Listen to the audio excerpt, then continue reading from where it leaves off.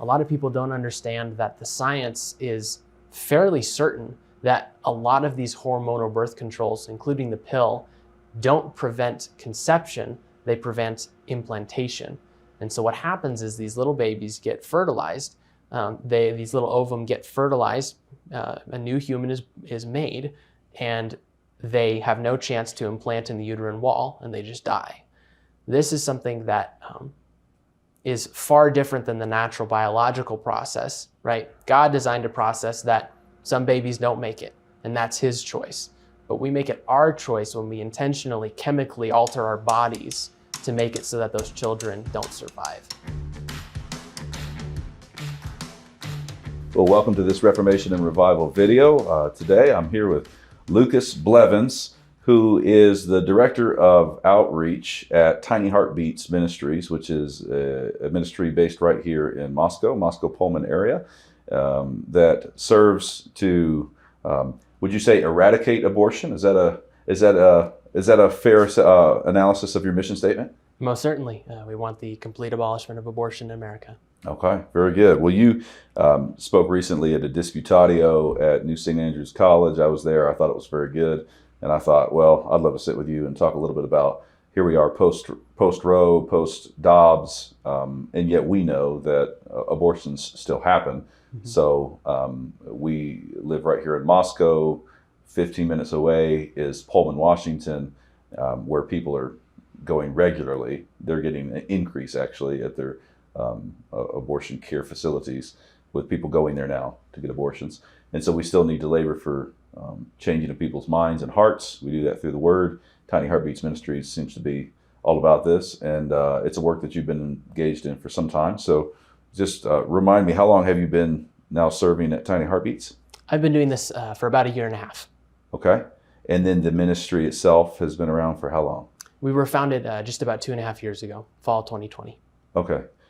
So why don't you just give a quick sketch of like, what's the basic work that Tiny Heartbeats does, and where does it do it? Yeah, we focus our efforts on the 3 C's. The first is clinics. We go to abortion clinics to sidewalk counsel young mothers there, go and talk to them, try to talk them out of their abortions, go and share with them the love and healing of Jesus Christ. The second is culture. We go to college campuses, high school campuses, and urban centers to talk to people, hopefully long before they get to the clinic, try to convince them again that abortion is wrong. And then we also go to churches to go and equip Christians in how to engage on the topic. Okay, so when you're out on the street, say someone comes up to you, they want to debate you about abortion, what's kind of the simple, how would you approach telling someone or helping someone to see that abortion is sinful, wrong, ought not to be done? Yeah, for most of our volunteers, we equip them with a syllogism that we use. It goes like this. Abortion always intentionally kills an innocent human being. Sorry, I misspoke there. Sorry, they have these great things where they just wipe it away. So. It is always wrong to intentionally kill an innocent human being. Abortion always does that. Therefore, abortion is always wrong. When you start your arguments there, it just precedes most of the pro-choice slogans, because you ask them, what does, insert their slogan here, have to do with it being wrong to intentionally kill innocent human beings? And like, when you have presented this, what's the common responses from people? It varies. Some people are pretty hostile, people who come up to us who are angry that pro-life Christians are out here spreading the truth. Sometimes they'll be angry. Sometimes people are surprised. There's this image of pro-lifers that we are hateful bigots that scream at people. And so when they meet a Tiny Heartbeats volunteer that talks to them cordially, they can be surprised and open-minded. Mm-hmm.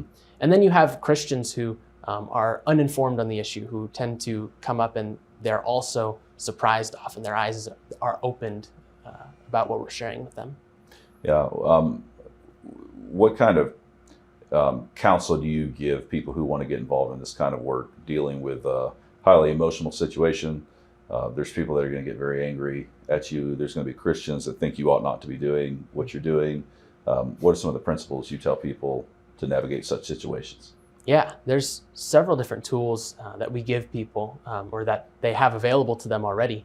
The first is prayer. A lot of people forget that we can pray to our Almighty God at any time of the day, no matter what's going on. And so if you're engaging with someone who's difficult to talk to, reaching out to the Holy Spirit for guidance is the first thing that you should do. After that, we are often surprised at how little people who are pro-choice know about the details of the issue. When you start describing what an abortion procedure looks like, what it feels like, it tends to get them off their weight, and they start stumbling a little bit in what they're saying. Another thing is going and resisting the urge to shove truth down someone's throat who has been lied to their whole life. It takes time for people to rework a worldview that they've held since they were young. And so being patient with people and taking them through often the same argument several times, you'll notice that they start to break down. It breaks down their worldview over time because the logic is not often with the pro-choice movement. Mm-hmm. And there's some issue with whether one should use the word person or human. So when you start to get into these conversations with people, which term do you recommend people use and why? I tend to go and instruct people to use the term human first, because that's something that is a biological definition. It's something that even an atheist will agree oftentimes that an unborn human is human, at least much faster than they'll agree that they're a person. And furthermore than that, we believe that the Bible teaches us not just that we can't kill innocent persons, but we can't kill innocent human beings. Now, in the abortion debate, you hear a lot of talk about rape, incest, and life of the mother. So along each one of those, like, how are Christians to be thinking about each of those exceptions? Particularly life of the mother, but once you kind of speak to each one. Yeah. What about rape is something that is propagated constantly. Every single time that I go out to talk about abortion with the public, I hear that line, what about rape? Something that I encourage Christians to do is, there is a right answer, but you have to understand that, again, the left has been inculcating people in these lies and in going and lifting up the mother's pain over the baby's value. And so starting out with sympathy or empathy for people that you're talking to, whether they may be victims of rape or no victims of rape or sexual assault, you can get off on the wrong foot right away by making the issue smaller than what it is to them. Again, it's not to say that we should cede ground, but someone's a lot more likely to listen to you when they think that you care about them. So empathizing, sympathizing with them first. But then after that, I tend to try and paint a triangle with the person that I'm talking to, right? In rape, there are three people involved. You have the innocent mother, the horrible rapist father, and the unborn child, who's also innocent. I will ask people who in this threesome, who should be given the death penalty? And even the most ardent pro-choicers will very quickly say, well, the father, of course, or they'll say nobody. To which you respond, then why should we be giving the death penalty to the child instead? I found that that's broken down that argument, that one-liner, very quickly for a lot of people. With incest, it's even easier. Almost anyone you talk to is against eugenics, and abortion in the case of incest is simply eugenics when you break it down. You are going and choosing to kill this person because they are physically inferior, because they're physically having some sort of defect. That is not how even secular people want to build their societies. Finally, with regard to the life of the mother, again, this is a mistruth that has been propagated throughout at least my entire life, that a lot of abortions have to take place because lives of mothers are at risk. And that's just a straight up lie. The vast majority of pregnancies where there are life-threatening complications, those complications occur in the third trimester, when an abortion procedure actually takes 48 to 72 hours to actually complete, because they have to dilate the mother's cervix large enough for the abortion's instruments to go in and the baby to come out. In those cases, it is always, or almost always, statistically safer for those mothers to actually deliver the baby either naturally or through a C-section than to go and get an abortion. This is news to even pro-lifers and Christians who have bought into this idea of the life of the mother. Do I believe that there are some situations where the mother and the child are at odds with each other, that they cannot continue in the pregnancy or else they'll both die? Of course. Those do happen, but they're minuscule. They are exceedingly rare. It's not something that we have to go and build these vast exceptions in that end up accounting for other abortions.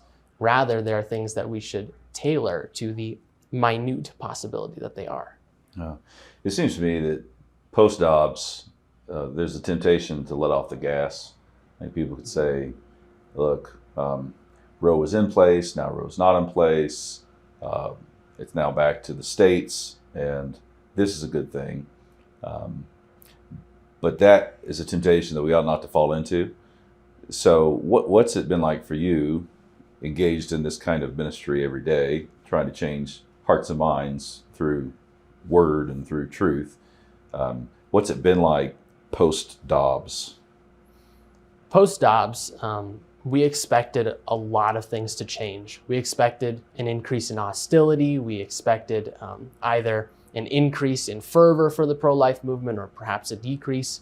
But what we were surprised by was that out here in the Pacific Northwest, people were already angry and had their mind made up about abortion. In Washington and Oregon particularly, the laws haven't changed. In fact, in some places they've allowed abortion further. For those people, their lives haven't changed. Maybe they're angry for women in other states, but for them, their life hasn't changed. In Idaho, it's a little bit different because of our almost complete ban that has caused mothers who want to kill their children in this state to have to fly out or drive out of state. But for the most part, things have stayed the same. We've seen a bit of an increase in violence towards the service arm of the pro-life movement, your pregnancy resource centers, which is devastating and tragic. They are in some ways, the most defenseless in the pro-life movement, and I think that's why they're targeted. But for us, people have, in some senses, only flocked to our cause further. Now that they see the opportunity to create real change in their minds, they have been interested in doing more work than before. So one of the things that Tiny Heartbeats does is sidewalk counseling, where you're right there, you're at the abortion clinic. The lady's going in there, she's going in there to have an abortion, and you have just a little bit of time. You've already indicated some people might do this in a wrong manner, but that doesn't mean it shouldn't be done at all. So either for those who are already engaged in this kind of ministry or for those who are thinking about getting involved in this kind of ministry, what are some keys to sidewalk counseling that you would provide? I think the first one is that anyone can do it. You don't need to read a book. You don't need to go through a training. You can start sidewalk counseling right now. It's not something that's difficult. The hardest part about it is just trusting in the Lord that He is sovereign over it. Some key principles that we tell people are you have to make sure you stay off of private property. You can't go and block driveways. You can't go on to Planned Parenthood or other clinics' property. They can trespass you. They can sometimes charge you with a felony. We would prefer that you don't get that, simply so that you could go do more sidewalk counseling. So staying off private property. When you're speaking with the mothers, a lot of times the closest public property is a sidewalk, and it can sometimes be a little bit of a distance to the door. And so something we recommend is actually cupping your hands around your mouth, going and speaking firmly, but with as gentle a tone as you can, to reach those women and say your name. Say, "My name is Lucas, and I'm here to help you. Can you please come over and talk to me? I want to share some information with you. I want to share some resources with you. If you're pregnant, you're already a mother." Just going and practicing saying a couple things on your own that you can go and say in these 10, 15 seconds between when the women get from the car to the door, it goes a long way.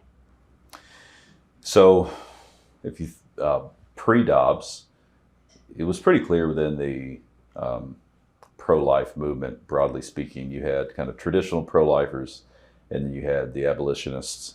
Yeah, I'm not sure how clearly defined those two camps were, but you at least, I mean, they were defined enough to call them camps. Dobbs seems to throw some interesting dynamics into that equation. If you have a whole bunch of Christians, you got kind of a new wave of people that are aware of abortion. They want to do something about it. How would you encourage them to think about the categories now, like traditional pro-lifer, abolitionists? What should we think about these categories, and how should we try to move forward?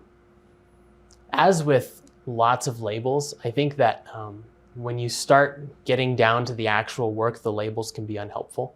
I think that people who go and choose to say, I am firmly in this camp, tend to be less open-minded to new ideas or to other strategies.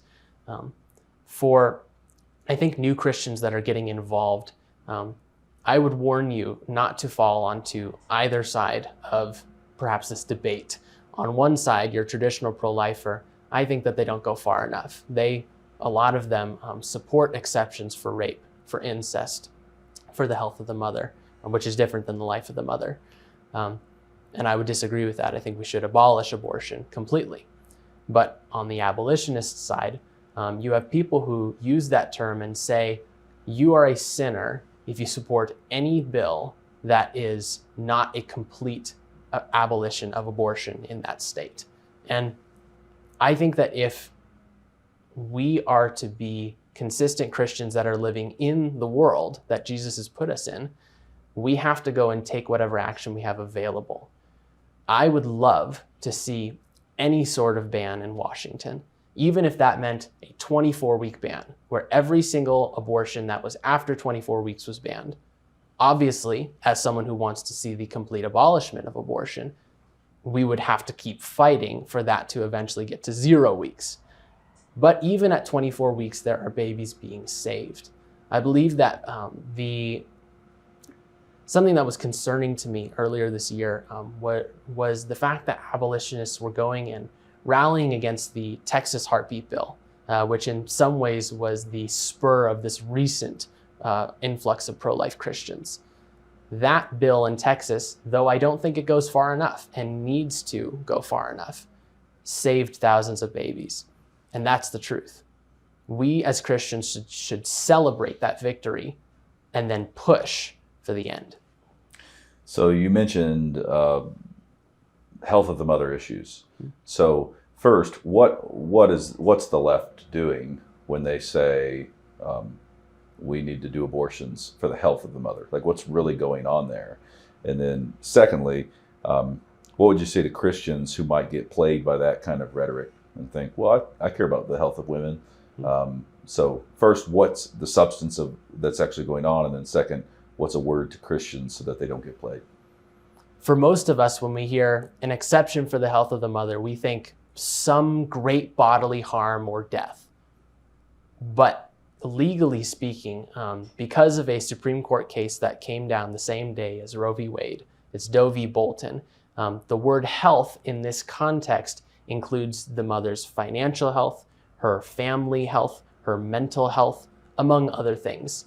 And so what that means is that, practically speaking, if you allow an exception for health, that lets women go and get abortions as long as they can demonstrate that in any way their mental health, financial health, familial health, or these other categories has been affected.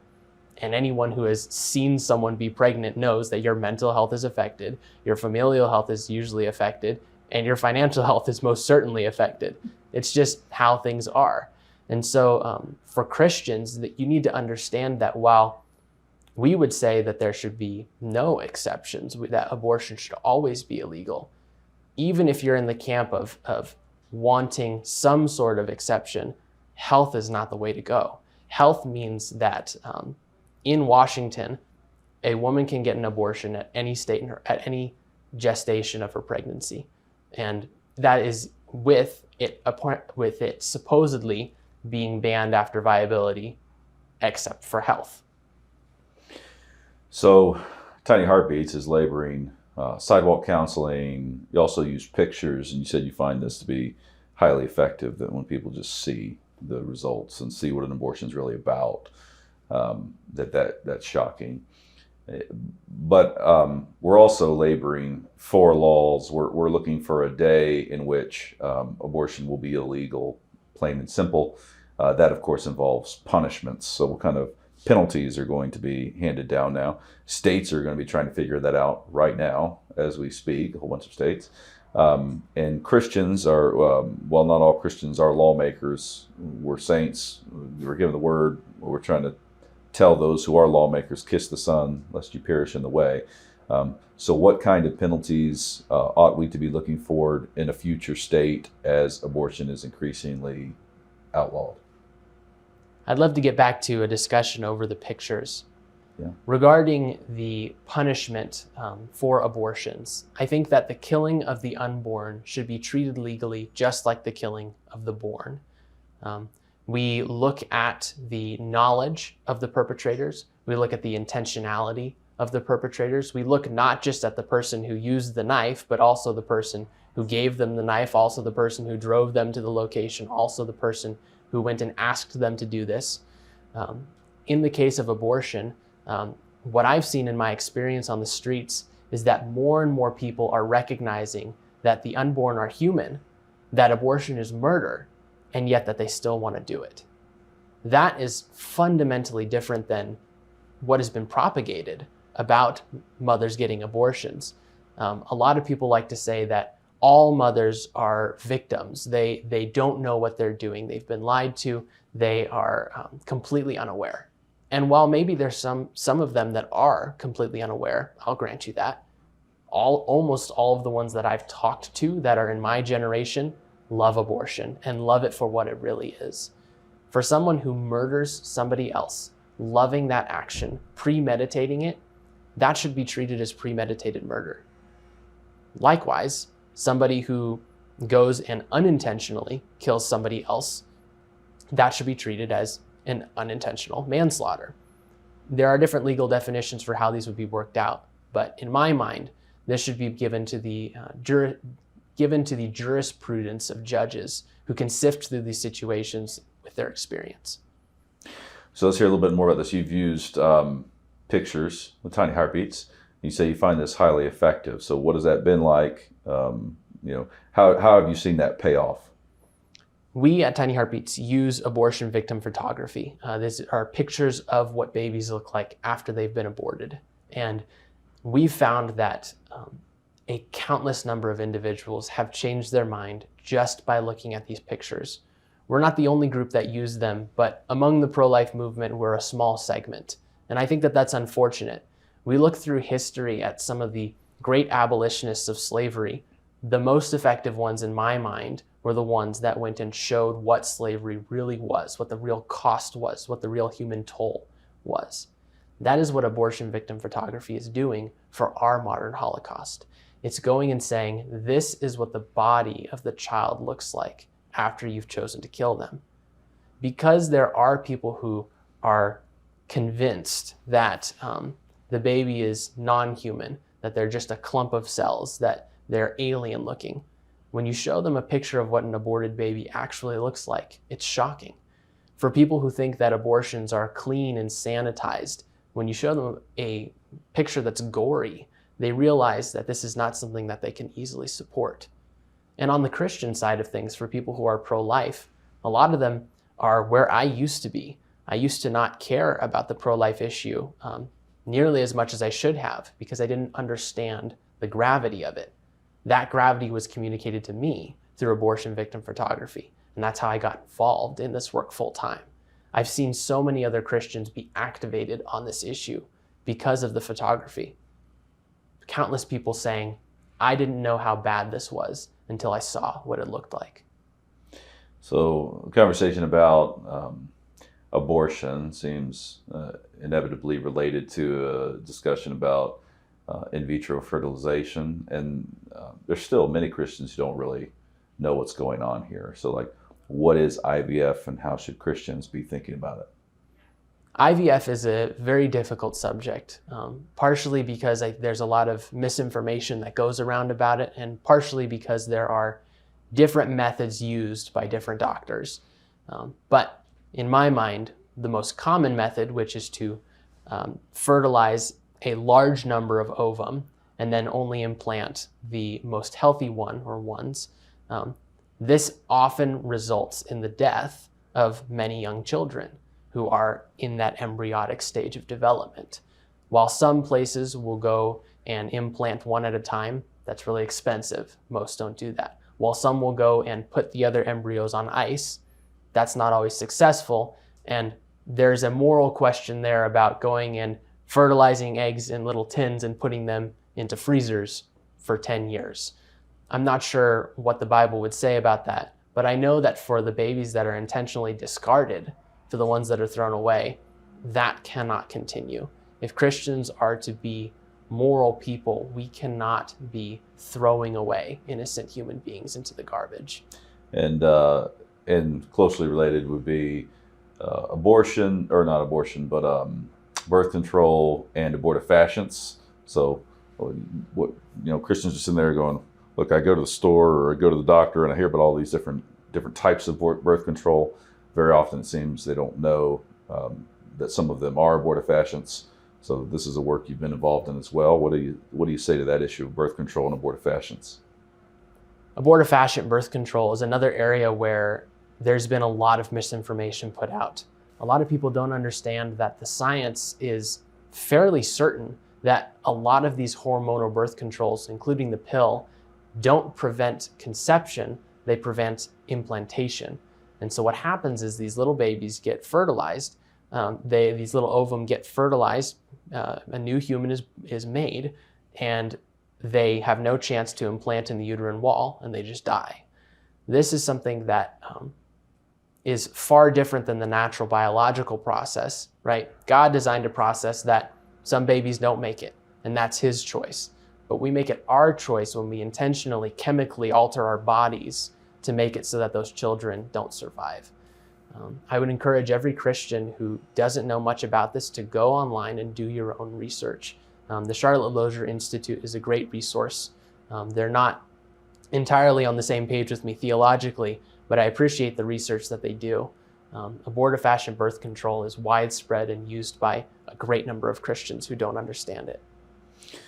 So maybe last question for you here, Lucas. You got, we're post-Dobbs, and yet there's still tons of work that needs to be done as Christians go out and speak truth to people and pray for them and pray that God would change the minds of people. As God changes the minds of people, the culture changes, eventually the laws change. But there is like a culture of fear that causes people to not do it. They say, well, it's great for you, Lucas. You're the director of outreach for Tiny Heartbeats. It's great that you do it. But they don't feel equipped to it, or they're just given to that fear. How would you encourage them to overcome that and get to it? Yeah, if you are a born-again Christian, then you have the Holy Spirit living inside you. You have a Jesus that has washed you clean and has given you every ability to go through the good works prepared for you. You don't have anything to be afraid about, whether it comes to abortion or anything else in your life. What can the left do to you? They're not going to go out and kill you for the most part. I guess suppose there was somebody who died in Michigan and that's a tragedy, but that's not common. Mm-hmm. You going and talking to your family member, your coworker, your friend about why abortion is wrong, oftentimes the worst that could happen to you is a little bit of reputation loss. And what a cost for what could save someone's life. Lucas, thanks for joining me today. It's been a very good conversation, encouraging. Thank you.